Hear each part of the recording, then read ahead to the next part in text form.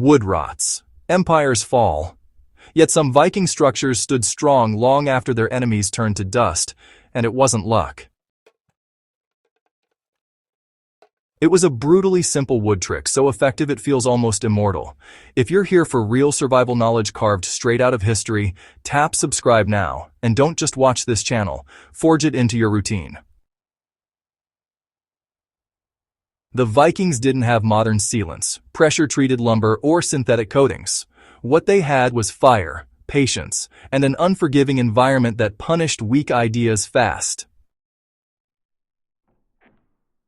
From that pressure came a method that quietly outperformed centuries of advanced building science. They burned their wood on purpose, not to destroy it, to save it. This wasn't ritual. It wasn't decoration.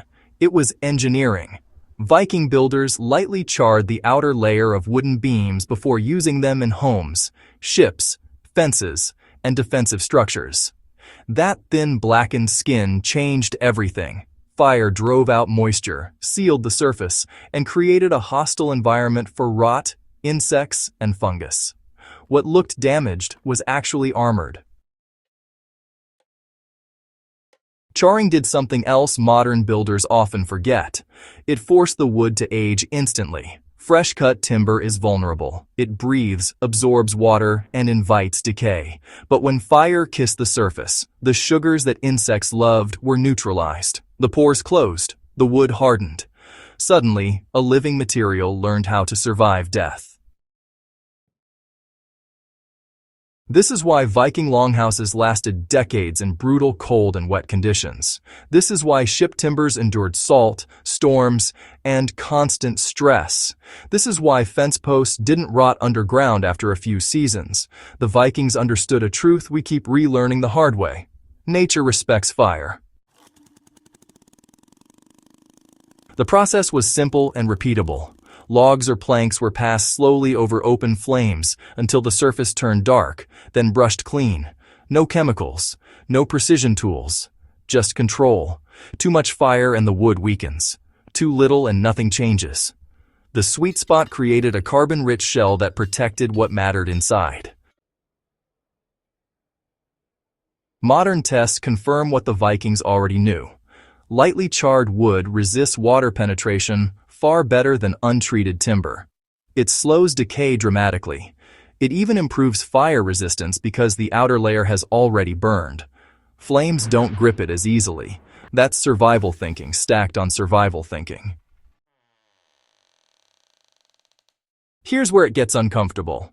This ancient method still outperforms many modern treatments in long-term durability, especially when maintenance is limited. Paint peels. Sealants fail. Pressure-treated wood relies on chemicals that leach and weaken over time. Charred wood just sits there, unbothered. This is why versions of this technique quietly survived across cultures and centuries. It never needed marketing. It worked, and it keeps working. For preppers, builders, and anyone serious about resilience, the lesson is sharp. Longevity doesn't come from complexity. It comes from understanding how materials behave under stress. The Vikings didn't fight rot with additives. They changed the rules of decay itself.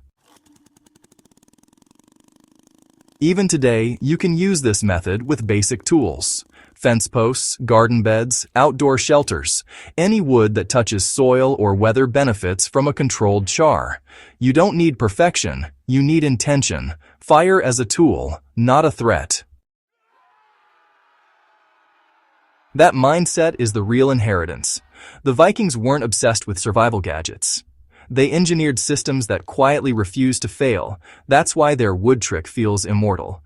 It wasn't designed for a season. It was designed for time, and time lost. If this kind of hard-earned historical knowledge matters to you, don't let it fade again. Subscribe to History Survival Code. Share this with someone who still thinks survival is about gear, and stay sharp.